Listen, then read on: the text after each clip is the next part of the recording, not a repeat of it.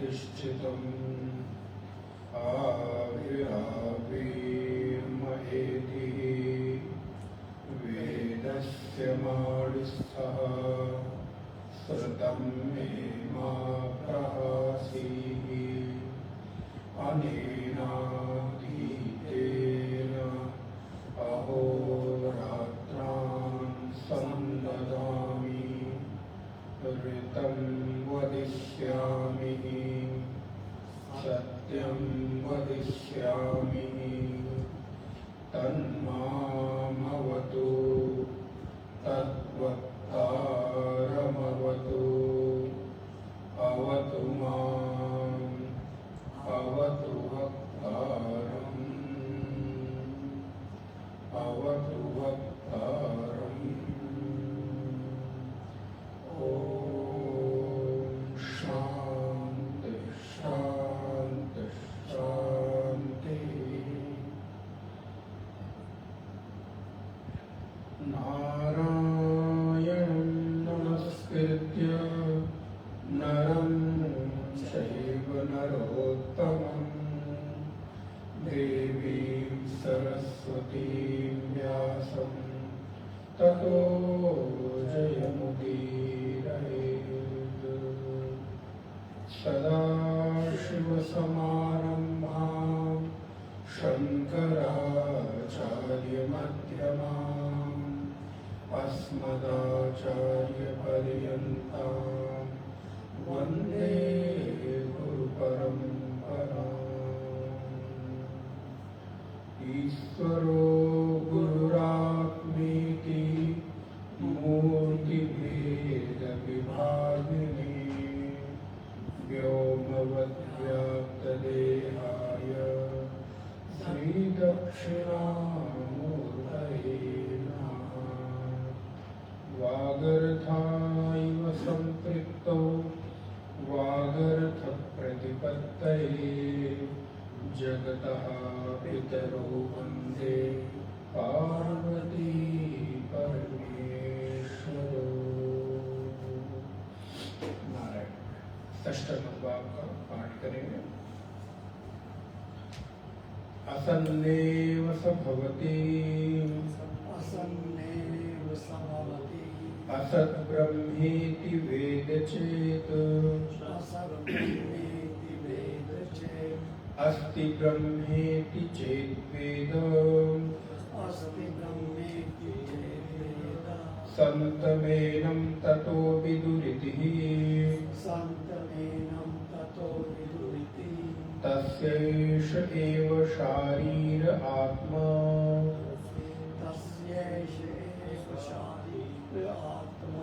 यः पूर्वस्य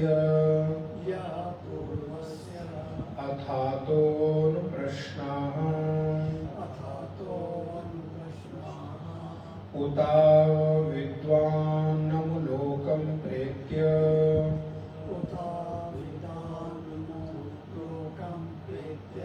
कश्चन गच्छति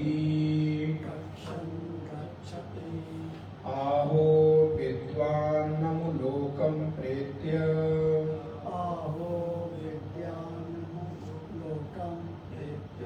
कश्चित् समश्नुताउ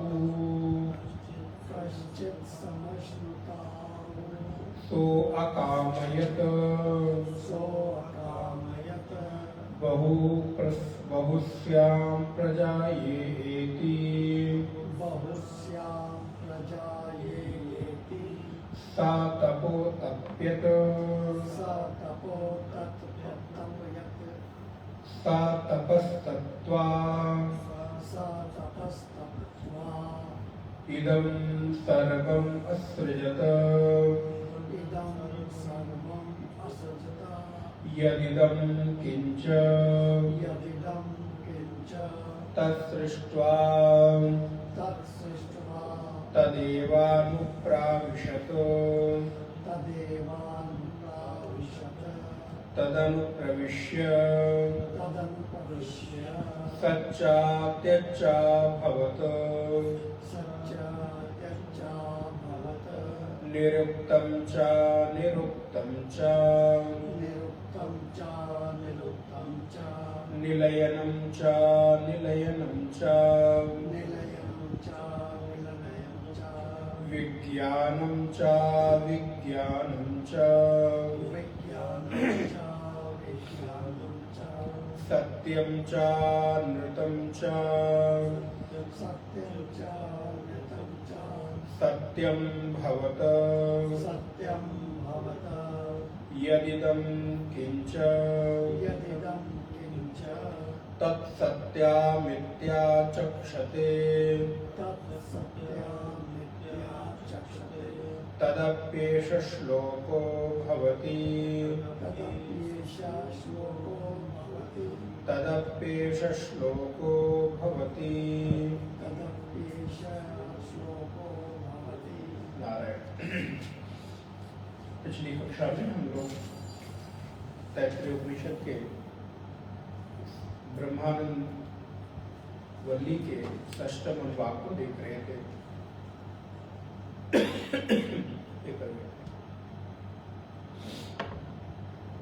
तो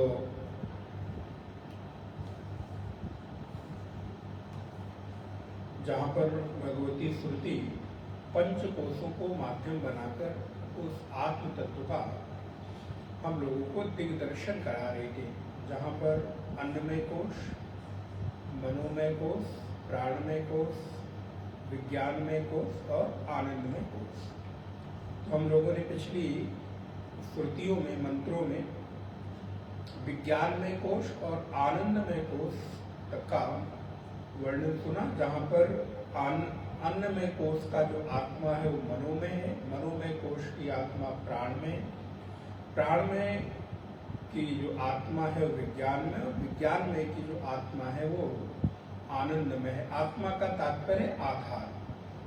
ये यहाँ पर आत्मा जब हम कह रहे हैं तो उसका तात्पर्य वो परब्रह्म परमात्मा नहीं, बल्कि शरीर को धारण करने का जो आधार है, इस शरीर को अथवा उस कोशों को धारण करने का जो एक बल है वो उन कोशों से मिलता है। अर्थात अन्नमय कोश ये मनोमय पर आधारित है।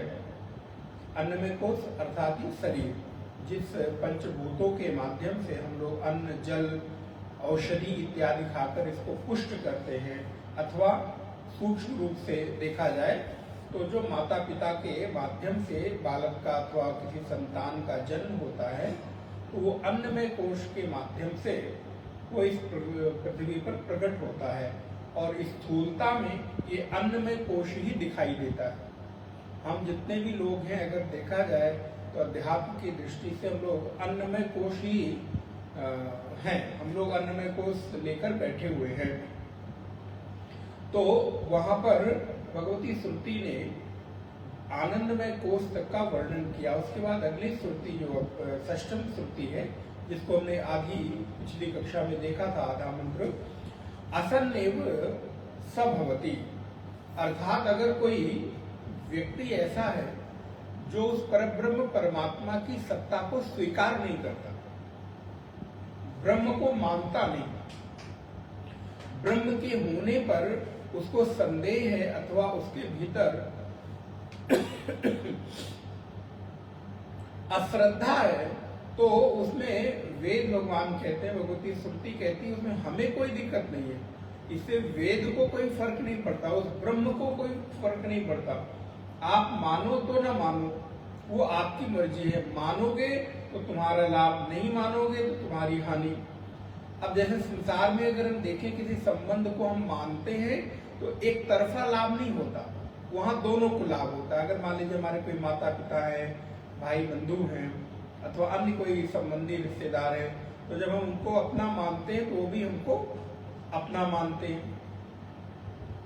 लेकिन यहाँ बिल्कुल ठीक विपरीत है। आप मानते हो तो वो ब्रह्म आपको आपके अनुरूप फल देता है, उससे आपको कोई फर्क नहीं पड़ता, वो जबरदस्ती मनवाने नहीं जा रहा है। इसलिए भगवती श्रुति कहती है असन्नेव सभवति, जो उस ब्रह्म को नहीं मानता, असद मानता है, अर्थात वो नहीं है ऐसा मानता है, वो क्या होता है, बोले असद ब्रह्मेति वेद चेत, वो उसे असद ही जानता है।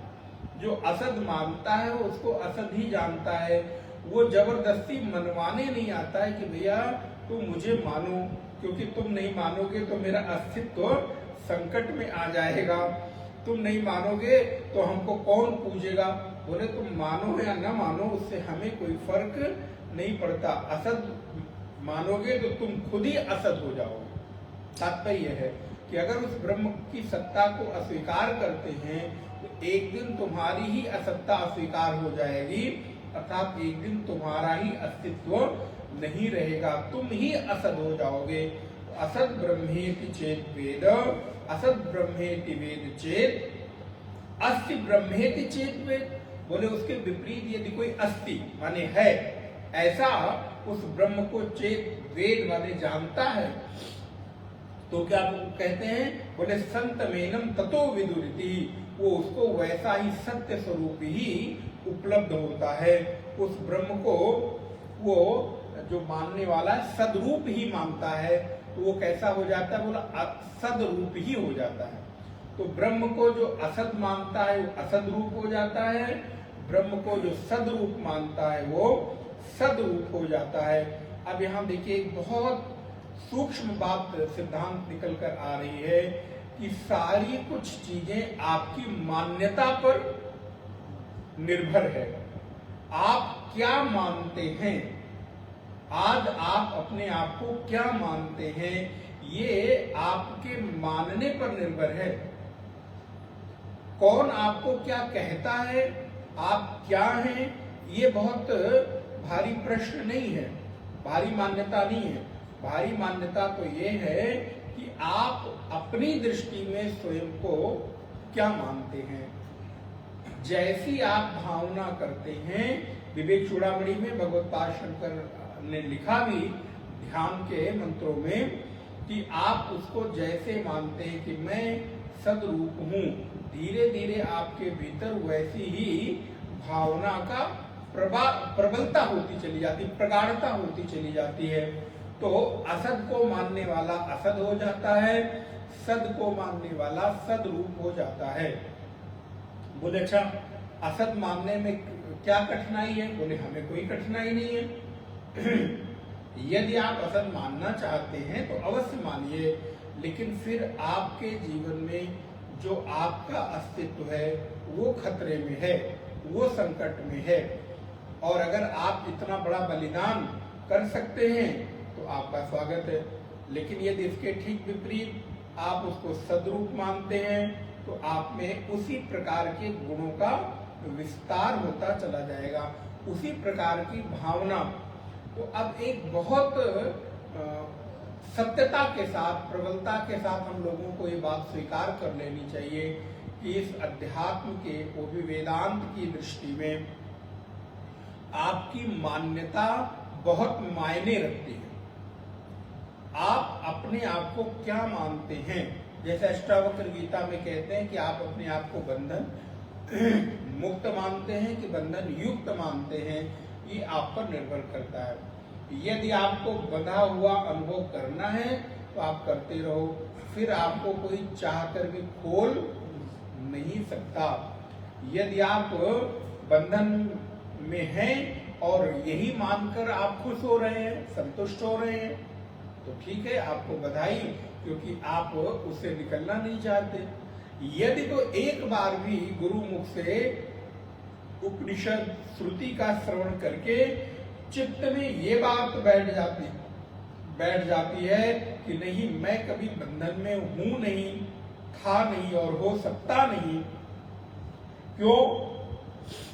आपको लॉजिक भी दिया जाता है, आपको उसके तर्क भी दिए जाते हैं, क्योंकि आत्मा अनंत है, असीमित है, व्यापक है, उसको कभी कोई साधारण सा, वैसे तो बहुत सारे सिद्धांत हम लोग बताते हैं, लेकिन साधारण सा सिद्धांत कि आत्मा अजर है, अमर है, व्यापक है, असीमित है, अनंत है, तो अनंत को कभी बांधा नहीं जा सकता। तो आप भी जब अनंत हैं तो आपको कौन बांध सकता है? तो यदि इतनी भर मान्यता बैठ जाए तो ये मान के चलिए कि आप उस मुक्ति की ओर एक कदम आगे बढ़ा दे। लेकिन अगर हम ये मानते ही रहे नहीं, हम बंधे हैं, अरे महाराज हमको कौन छुड़ा सकता है, हम तो घर में, परिवार में, संबंध में हाँ, नाना प्रकार की चीजों में उलझे हुए हैं तो हमें कौन छुड़ा सकता है? तो बोले हम आपको घर परिवार के उस कर्तव्यों से नहीं छुड़ा रहे, हम आपको आपके बंधन से छुड़ा रहे हैं। और आपको आपके बंधन से छुड़ाने से संसार का कोई व्यवहार छूटेगा नहीं। यही तो वेदांत का सौंदर्य है, यही तो वेदांत की खूबसूरती है कि आप जो जैसे जहां हो, जिस कर्तव्य और दायित्व का निर्वहन कर रहे हो उसको करते हुए मुक्त हो। इसलिए हमारे यहाँ जीवन मुक्ति की बात कही गई। जीवन के बाद तो जब मुक्त होंगे तो होंगे, देखा जाएगा, लेकिन जीवन रहते जीवन मुक्त इसी को तो कहते हैं जीवन एवं मुक्ता। जीवन रहते ही मुक्ति के उस आनंद का अनुभव, लेकिन उसके लिए थोड़ा तो प्रयास करना पड़ेगा, थोड़ा तो एफर्ट करना पड़ेगा। तो भगवती श्रुति की बात, अस्ति वर्मेति चेत वेद संतमेनम ततो विदुरिति, फिर वो सदरूप ही हो जाता है। अब आप एक दृष्टांत श्रवण किया होगा। एक पक्षी होता है, उस पक्षी के अंडे को वो सेता है। अब वो पक्षी अपने अंडे को सेता है और परिणाम होता है कि वो भौरा, आप विवेक चूड़ामणि पड़ेगा, वो भौरा बोले उस कीड़े के सानिध्य में रहकर वैसा ही हो जाता है, उसी तरह उसका व्यवहार हो जाता है। अथवा बहुत प्रसिद्ध दृष्टांत उस भेड़ का है, जो भेड़ का बच्चा सिंह का बच्चा भेड़ों के समूह में चला जाता है। तो भेड़ का बच्चा सिंह का बच्चा भेड़ों के समूह में जाकर अब सिंह नहीं बचता, वो भी भेड़ बन जाता है। अब उसको बताना पड़ता है कि तुम भेड़ के बच्चे नहीं हो, तुम सिंह के बच्चे हो। और एक बार नहीं, दो बार नहीं, बार बार उसको बताना पड़ता है, तो उसको पता चलता है कि हाँ मैं सिंह का बच्चा हूं। तो अब दृष्टांत देखिए, इसके साथ बिल्कुल मैच खा रहा है। उसने अपने आप को सिंह का बच्चा न मानकर भेड़ का बच्चा मान लिया, इसलिए उसका जीवन भी कैसा हो गया? बोले भेड़ के जैसा हो गया। और वहीं जब किसी सिंह ने उसके गर्दन को पकड़कर बार बार दर्शन कराया, बार बार दिखाया, बार बार बताया, बोलो दहाड़ो, जब वो धीरे धीरे दहाड़ना शुरू किया तब उसको पता चला कि नहीं नहीं, मैं सच में शेर का बच्चा हूं। तो अब वो भेड़ का बच्चा शेर का बच्चा बन गया। बोले तुम कभी भेड़ के थे ही नहीं, तुमने मान लिया था कि मैं भेड़ का बच्चा हूं। ठीक इसी प्रकार हमने भी मान लिया है कि मैं बंधन में हूं, अथवा मैं असद रूप हूं, अथवा मेरी सत्ता इस शरीर के न रहने के बाद नहीं रहने वाली है। मैं जब तक हूं तब तक ये शरीर है, और मैं नहीं रहूंगा तो शरीर न रहने के बाद मेरा कोई अस्तित्व नहीं रहेगा। बोले अगर ऐसा मानकर चलते हो मेरे भाई तो तुम ऐसे ही हो जाओगे। इसलिए एक बात तो पक्का पक्का कर लो कि तुम आत्मा हो, तुम शरीर नहीं हो, तुम मनोमय कोश, प्राणमय कोश, विज्ञानमय कोश, आनंदमय कोश नहीं हो, तुम मन बुद्धि चित्त अहंकार नहीं हो, तुम ब्राह्मण क्षत्रिय वैश्य नहीं हो, तुम किसी शरीर में रहने वाले अन्य उपाधियों को मान रखे हो, वो उपाधि तुम नहीं हो, तुम सर्वथा वो उपाधि मुक्त हो। बल्कि आप क्या है? बोले आप सदरूप वो ब्रह्म है। ये भावना प्रबल हो जाए। अच्छा, ये क्यों कह रहे हैं? क्योंकि अभी पीछे पंचकोशों का निरसन किया, पंचकोशों से आत्मा को व्यतिरिक्त करके आप क्या हो ये बताने के लिए। तो आप ये नहीं हो, ये नहीं हो, ये नहीं हो, तो क्या हो? बोले आप अस्ति ब्रह्मेति चेत वेद, आप वो अस्तित्व रूप सदरूप ब्रह्म स्वरूप हैं। इसलिए इस प्रकार की जो भावना है उसको प्रबल करते रहना चाहिए। तस्सैष एव शारीर आत्मा, इसलिए उस पूरे शरीर की जो आत्मा है, यह पूर्व से जो पूर्व में बताया गया, विज्ञानमय की आत्मा आनंदमय और आनंदमय की आत्मा वो सदरूप ब्रह्म है। अब कहते हैं अथातो अनुप्रश्नाः उता विद्वान लोकम प्रेत्य, जो अविद्वान लोग हैं वो और जो विद्वान लोग हैं वो इस शरीर को छोड़कर जब जाते हैं तो कश्चन गच्छति, कहां जाते हैं? आहो विद्वानम लोकम प्रेत्य, उस परमात्मा को प्राप्त करते हैं। इसको हमने पिछली कक्षा में देखा। कश्चित समश्नुता उ, अर्थात विद्वान लोग इस वर्तमान शरीर को, देह को छोड़कर उस परब्रह्म परमात्मा को प्राप्त करते हैं। तो तात्पर्य क्या हुआ? आप जैसा मानते हो वैसा हो जाते हो। अगर आप शरीर को छोड़ते हुए ये मानते हो कि घर, अरे राम इतना मेहनत से बनाया, अब बच्चे तो यहाँ है नहीं, कौन संभालेगा? परिवार, संबंधी, भाई, बंधु इनमें रहे तो बोले चित्त वृत्तियां उसी अनुरूप रहेंगी। इसलिए हमारे यहाँ बहुत जोर इस बात पर दिया गया कि जीवन भर जो भी कुछ करते रहे करो, लेकिन अंतिम समय में, मृत्यु के समय में अपनी चित्त वृत्ति को किसी भी तरह से, वो आप पर निर्भर करता है, एन केन प्रकारे आप अपनी चित्त वृत्ति को भगवद रूप कर लीजिए। इसलिए जन्म जन्म मुनि जतन कराही, अंतराम कही आवत नाही। ये गोस्वामी तुलसीदास जी ने ऐसे नहीं कहा होगा। हमको लगता है अरे अभी क्या हम अंतिम में राम राम कह लेंगे, कौन सा ऐसा बहुत बड़ा भारी काम है, कौन सी ऐसी पहाड़ तोड़ने जैसी बात है कि मरते समय राम राम कहना कठिन काम है। बोले अभी आप देख लो, थोड़ी सी भी अस्वस्थता होती है, थोड़ी सी भी बीमारी होती है, थोड़ी सी भी प्रतिकूलता आती है तो वृत्ति में क्या क्या चलता है, फिर राम नहीं याद आते, बोले फिर अन्य चीजें। इसीलिए गोस्वामी जी कहते हैं भैया हमारी और आपकी तो बात ही बड़ी दूर की है। जो महात्मा लोग पूरे पूरे जीवन भर अभ्यास इसी बात का करते हैं कि जन्म जन्म, एक दो नहीं कई कई जन्मों तक जतन कराही, जतन करते हैं, अर्थात युक्ति लगाते हैं, अर्थात प्रयत्न अभ्यास करते हैं। बोले अंतराम कई आवत नाही, अंतिम में राम की याद नहीं आते। बोले वैसे तो राम जी बड़े सरल लगते हैं, लेकिन ये बड़े कठिन वाले हैं। बोले हम अंतिम समय में तो वो अपना प्रभाव दिखाते हैं कि देखो तुम्हें कहा जा रहा था तो समझ में नहीं आया। अच्छा, कई बार कुछ चीजें समय रहते समझ नहीं आती, तो फिर हमको लगता है कि काश उस समय ऐसा हो गया होता तो अच्छा रहता, लेकिन अब वो बात समझ में बैठती नहीं। इसलिए यहाँ पर भगवती श्रुति कहती है कि जो लोग विद्वान हैं, शरीर को छोड़कर जाते हैं तो उस पर ब्रह्म परमात्मा को ही प्राप्त कर लेते हैं।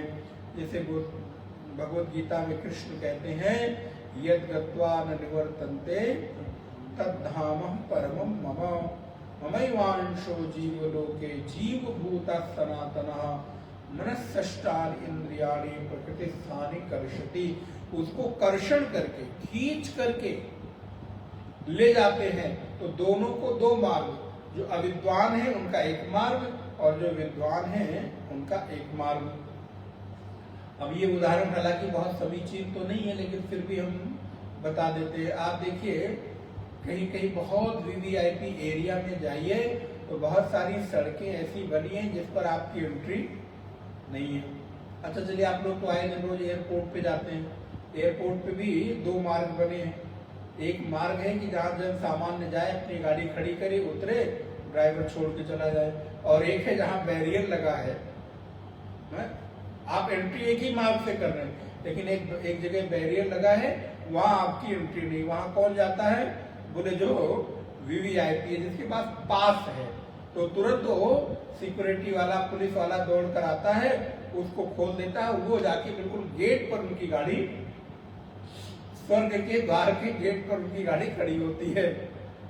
और हम आप बोले हम आप साधारण मार्ग पे गए जहाँ भीड़ लगी हुई है, जहाँ 2 मिनट 1 मिनट हमारी गाड़ी भी खड़ी नहीं होने देते, फटाफट उतरे, सामान उतारे, और भैया राम राम भी नहीं हो पाता, गले भी नहीं मिल पाते जो छोड़ने गया है, अच्छा चलो चलो चलो जाओ जाओ, और हम उस भीड़ का हिस्सा हो जाते हैं।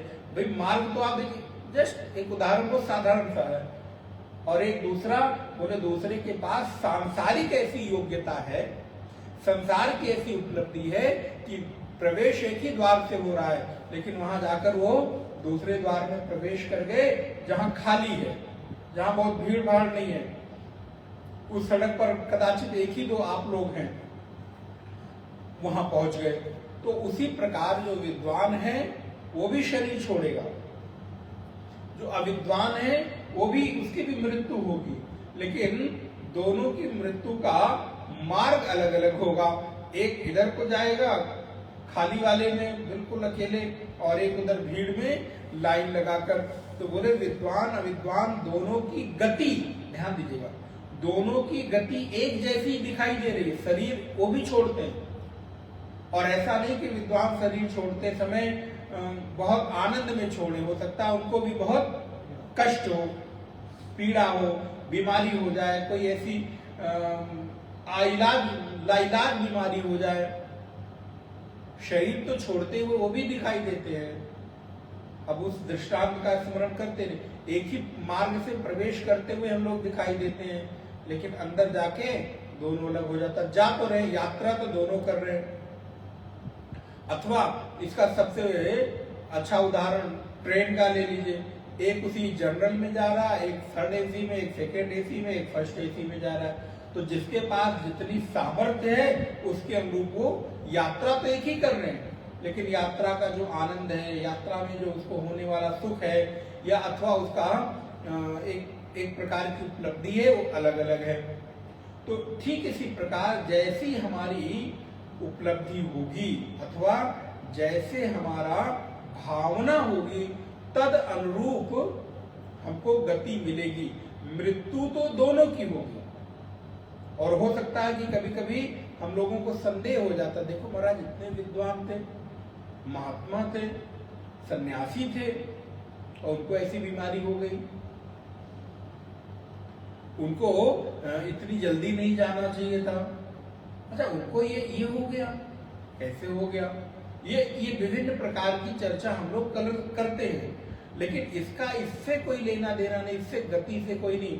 उनकी भावना कैसी है, गति का जो प्रभाव पड़ता है वो उस भावना से पड़ता है।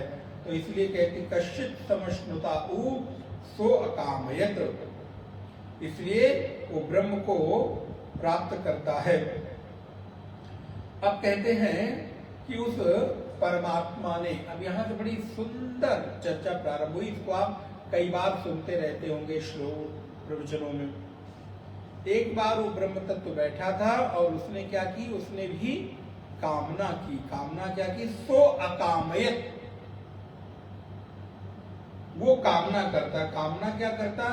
बहु श्याम प्रजा ये एति।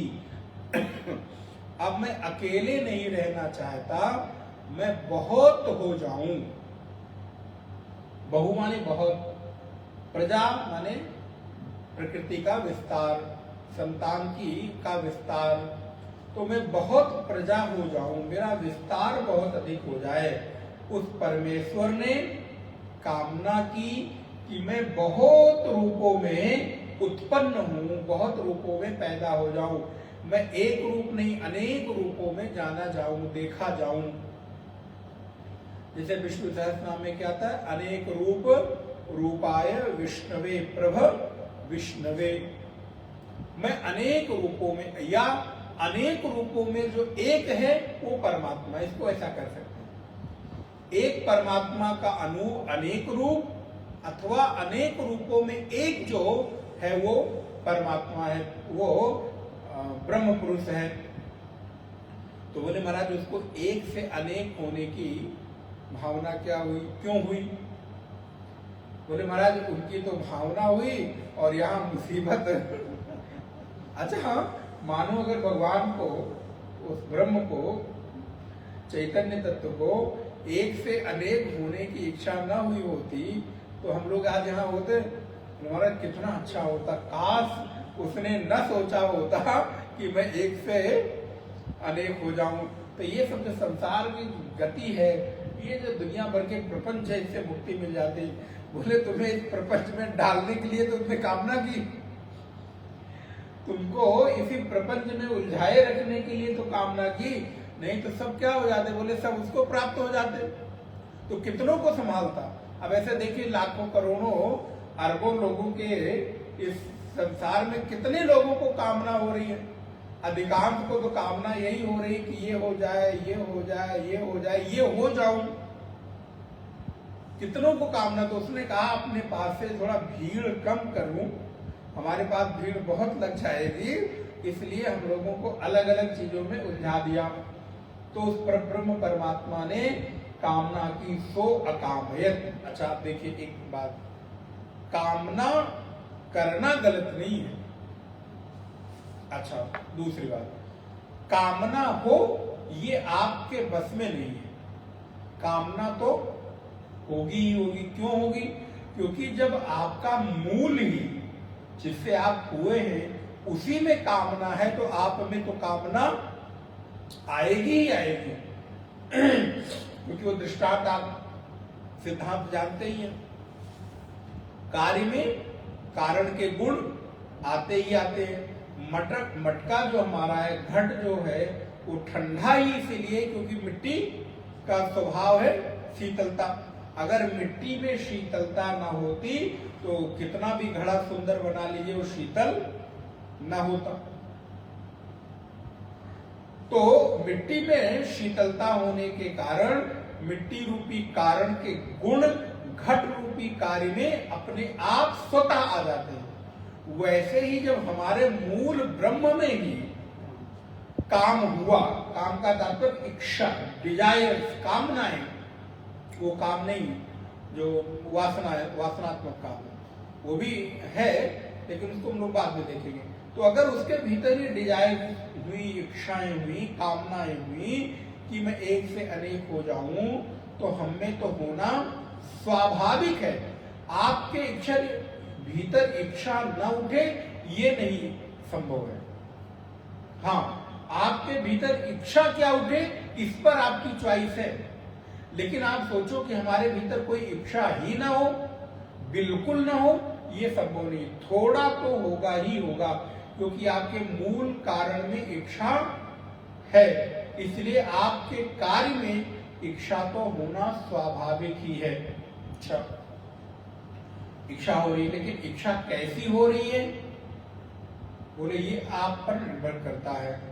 अच्छा दूसरा, आप भी देखिए कोई भी व्यक्ति हो, साधारण से साधारण व्यक्ति हो,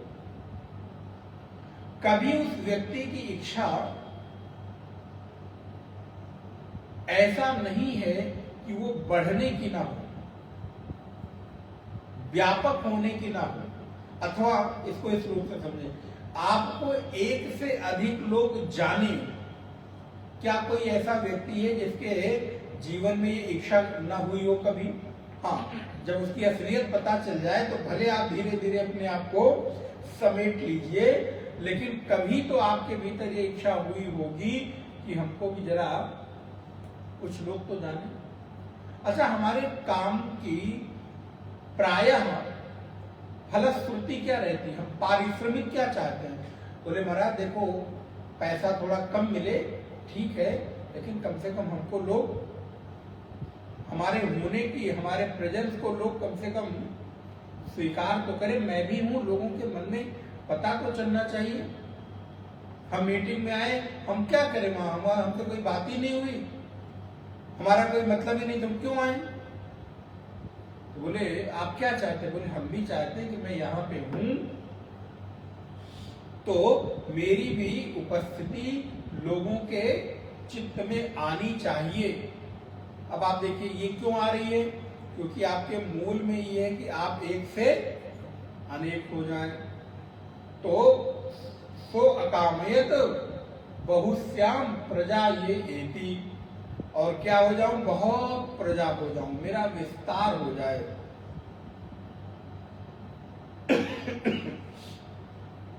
और इसी के कारण हम लोगों के भी चित्त में ये विचार आते रहते हैं, हमारा विस्तार निरंतर होता है।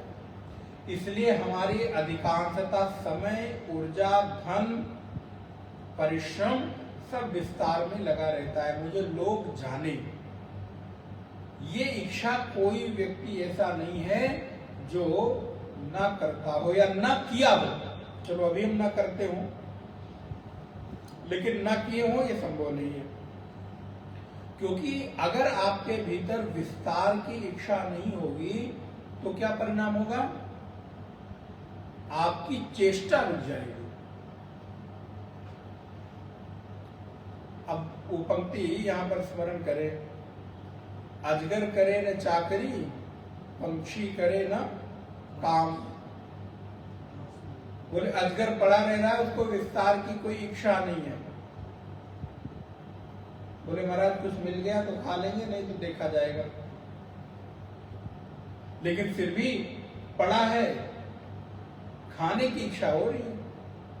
ऐसा नहीं कि कोई इच्छा नहीं हो रही है, उसको व्यापक होने की, विराट होने की अथवा विस्तार होने की इच्छा नहीं हो रही। लेकिन ये तो है कि अजगर करे न चाकरी, पंछी करे न काम, दास मलूका कह गए सबके दाता राम। ये तो है ही। तो हम लोगों के मन में भी विस्तार की कामना होती ही होती है, और एक से अनेक होने की इच्छा होती है। अनेक रूपों में मैं जाना जाऊं, जहां जाऊं वहां मेरी उपस्थिति को लोग ध्यान दें। अच्छा ठीक है, ये क्यों हूं? क्योंकि हम अपने मूल अस्तित्व को पहचानना चाहते हैं। आपका मूल अस्तित्व क्या है? व्यापक है, विराट है। तो ये पता है कि इच्छा से हमें विराटता की प्राप्ति होगी, बस एक इच्छा की जो दिशा है वो हमारी बदल जाती है। जैसे मैंने आपको कहा, मृत्यु दोनों की होगी, एक ही जैसी दिखाई देगा। अब शरीर में दोनों नहीं है, विद्वान भी और अविद्वान भी, लेकिन दोनों की गति अलग। वैसे ही इच्छा हम भी करते हैं, और इच्छा एक सन्यासी भी करता है, तो एक साधक भी करता है, लेकिन दोनों की इच्छा में अंतर है। हमारी इच्छा स्वयं के विस्तार की है, और एक महात्मा के, एक सन्यासी की इच्छा है कि लोग अधिक से अधिक धर्म की ओर उन्मुख हो, सत्संग सुने, परमात्मा की ओर बढ़े, अथवा धर्म का प्रचार प्रसार हो, अथवा इस सत्संग, भागवत कथा, गीता, उपनिषद आदि की अधिक से अधिक लोगों तक पहुंच हो। इच्छा उसकी भी है, इच्छा का विषय अलग अलग है, और इसीलिए वो भी प्रयत्न करते हैं, वो भी प्रवचन सत्संग करते हैं, नहीं तो वो भी बैठे रहे। बोले लेकिन नहीं, इच्छा वो भी है। तो ये है, लेकिन ये पूरी कैसे होगी? तो अगली ही पंक्ति में कहते हैं, सो तपो तप्यत। देखिए, एक से अनेक होने के लिए उस परमात्मा ने भी तप किया। तप का तात्पर्य परिश्रम किया। तप का तात्पर्य अपने कार्य में उसने 100%, 100% दिया। और ये बात बिल्कुल सच है मेरे भाई बहन, जब तक आप तप नहीं करेंगे, परिश्रम नहीं करेंगे, तब तक जीवन में उपलब्धि नहीं होगी। संसार की छोटी से छोटी, बड़ी से बड़ी उपलब्धि के लिए आपको तप करना होगा। सबके तप का एरिया अलग अलग है, सबके तप का प्रकार अलग अलग है। प्रधानमंत्री का तप अलग है, मुख्यमंत्री का तप अलग है, विधायक सांसद का तप अलग है, नौकरी करने वाले का तप अलग है, व्यापारी का तप अलग है, महात्मा का तप अलग है, एक साधारण व्यक्ति का तप अलग है। सब तप कर रहे हैं। इस संसार में कोई तप किए बिना कुछ प्राप्त नहीं कर सकता। इतना ही नहीं, सूर्य, चंद्रमा, नक्षत्र, तारे, नदियां, पर्वत, वन, पहाड़, ये सब भी तप कर रहे हैं। आप देखिए, सूर्य करोड़ों करोड़ वर्षों से तप रहा है। नियमित समय से उदित होना और नियमित समय से अस्त हो जाना, क्या ये बहुत बड़ा तप नहीं है? 100 साल बाद भी हम लिखकर रख देते हैं कि सूर्य इतने बजकर इतने मिनट पर उदित होंगे और इतने बजकर इतने मिनट पर अस्त होंगे, और वो सूर्य भगवान की मजबूरी है, विवशता है कि उनको आने वाले 100 वर्ष पर उस दिन उतने बजे ही उठना है और उतने बजे ही अस्त होना है। कितना बड़ा तप है। पर्वत, पहाड़, नदियां, पेड़ पौधे बोले सब तप कर रहे हैं, और मनुष्य को भी तप करना पड़ता है, और सबके तप का जो परिणाम है वो अलग है और सबके तप का प्रकार अलग है। हम किसी अच्छे बड़े अधिकारी को, अच्छे बड़े व्यापारी को सुंदर से केबिन में बैठकर जब देखते हैं, अरे वाह क्या बात है, इतना बड़ा ऑफिस, सामने इतनी अच्छी अच्छी कुर्सियां पड़ी हुई हैं, इतनी बड़ी टेबल, इतना बड़ा सारा डेकोरेशन, व्यवस्था, तैयारी, घंटी बजाते ही 2-2 लोग दौड़े चले आ रहे हैं, साहब पानी, साहब चाय, फल। तो जब साधारण व्यक्ति देखता है क्या ठाठ है, लेकिन कभी उस व्यक्ति से पूछो, वो कहता महाराज क्या बताऊं, कितना तप, भले तप शब्द ना बोले, कितनी परेशानी है, कितना कठिनता, कितनी मेहनत करता हूं। हमको तो लगता है 1000 करोड़ का अंपायर उसके पास है, उसको क्या कमी है। बोले एक बार जरा उससे साथ बैठो, आधे घंटे आत्मीयता के साथ चर्चा करो, तो पता चलेगा कि जो हमको उसकी खुशियां बाहर इतने दिखाई दे रही हैं, उसकी अपनी क्या मजबूरियां हैं, उसके अपने क्या तप हैं, उसकी अपनी क्या कठिनाइयां हैं, उसके अपने क्या रास्ते के अवरोध हैं। हमको लगता है इतना बड़ा सब है, सब सुखी सुख को। बोले आप जितने सुख में हो और अपने सुख के दायरे में रहकर कितनी कठिनाई का अनुभव करते हो, बोले ठीक उसी प्रकार वो भी व्यक्ति ऐसा ही है, हमको दूर से भले दिखाई दे रहा है। तो इसलिए तप किए बिना कभी व्यक्ति में निखार नहीं आता है, तप तो करना ही होता है। अच्छा क्यों करना होता है, फिर वही बात, क्योंकि आपका जो मूल कारण है वो भी तप करके ही एक से अनेक हुआ है। तो आपको भी इस अस्तित्व से उस विराट व्यापक अस्तित्व में विलीन होने के लिए अथवा किसी भी लक्ष्य की प्राप्ति के लिए तप तो करना ही होगा, परिश्रम करना ही होगा, समय ऊर्जा की खपत करनी ही होगी, भाग दौड़ आपको करना ही पड़ेगा, तभी संसार में कुछ उपलब्ध हो सकता है। बैठे बैठाए तो कुछ इस संसार में मिलता नहीं है, अगर कदाचित थोड़ा मिल भी गया तो टिकता नहीं है। तो सा तपस्तप्त्वा, फिर पुनः कहते हैं सा तपोतप्यत सा तपस्तप्त्वा, और आप देखेंगे कि इस पर जोर दे रही है भगवती श्रुति, एक बार नहीं 2-2 बार कह रही है कि उस पर ब्रह्म परमात्मा ने एक से अनेक होने की, बहुत रूप होने की इच्छा की, इसलिए उसने तप किया।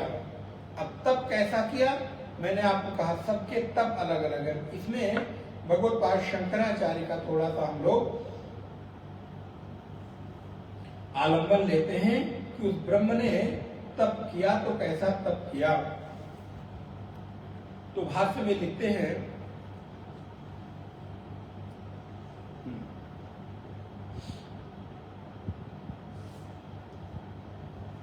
आपके पास नहीं होगा,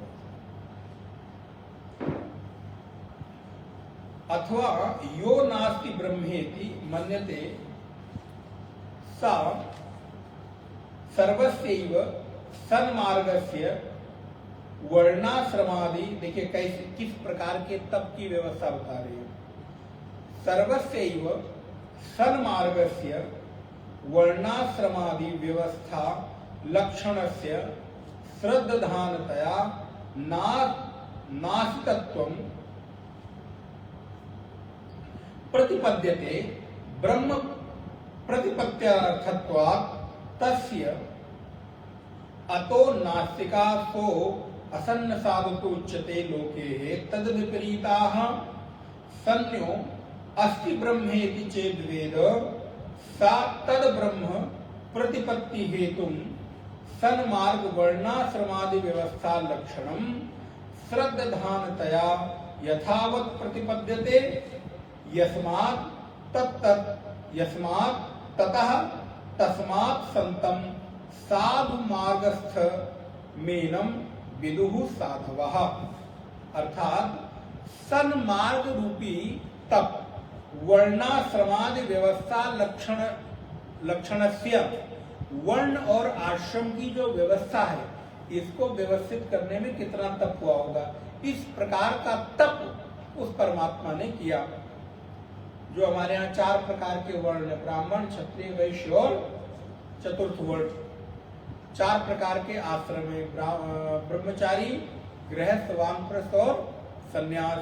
इस प्रकार की एक व्यवस्था को व्यवस्थित करके और सन्मार्ग पर चलने का हम लोगों को एक प्रेरणा दी। फिर कहते हैं तस्मात् अस्तित्वेव ब्रह्म प्रतिपत्तव्यम इति वाक्यार्थः। इसलिए इसका वाक्यार्थ क्या हुआ कि उस ब्रह्म ने तप करके हम लोगों को यहाँ पर एक से अनेक होने की जो प्रेरणा दी वो दिखाई देती है। अब कहते हैं सा तपस्तप्त्वा इदम सर्वम असृजत। तप के द्वारा उस परमेश्वर ने सबकी रचना की।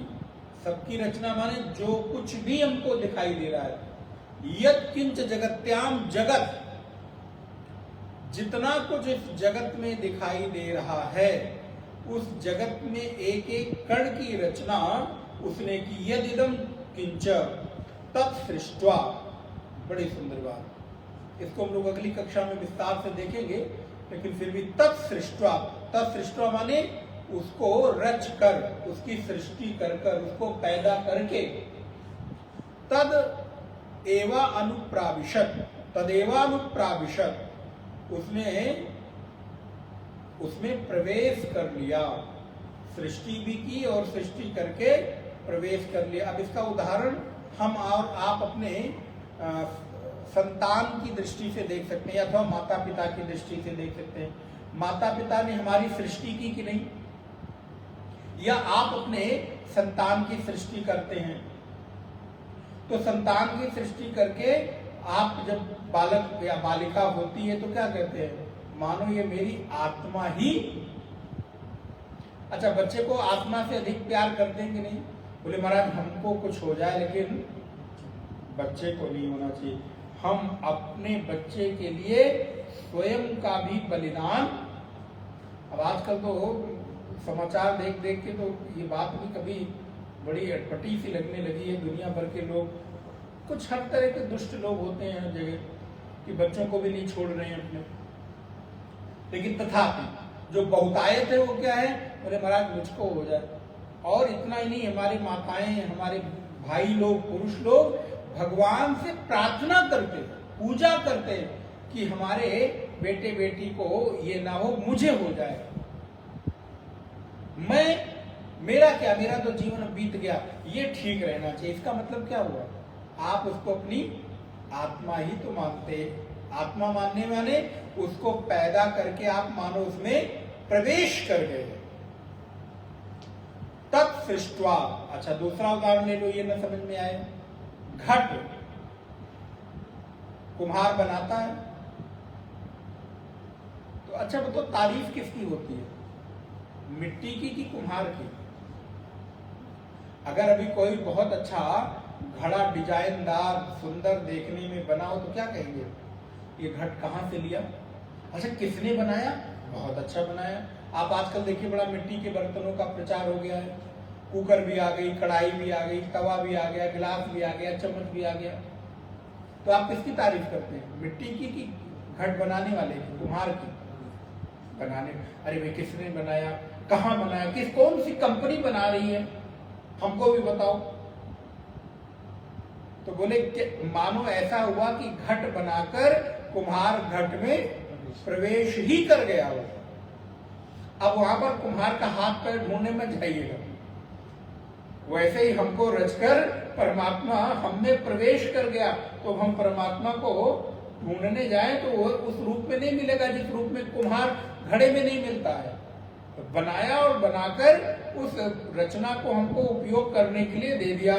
तो इस पर विचार करेंगे। तत्सृष्ट्वा, सृष्टि करके, रचना करके, तदेवानुप्राविशत, वो उसमें प्रवेश कर गया। तदनुप्रविश्य, और उसमें प्रवेश करके वो उसी में रहने लग गया। सच्चा त्यच्चा भवत। तो अगली कक्षा में इस श्रुति के आगे वाले विषय का विस्तार करेंगे, क्योंकि अभी खाली हम भावार्थ बता देंगे, फिर अगली कक्षा में इसको देखते हैं। ओम पूर्णमदः पूर्णमिदं पूर्णात् पूर्णमुदच्यते पूर्णस्य पूर्णमादाय पूर्णमेवावशिष्यते। ओम शांति शांति शांति। हरि ओम। श्री गुरुभ्यो नमः।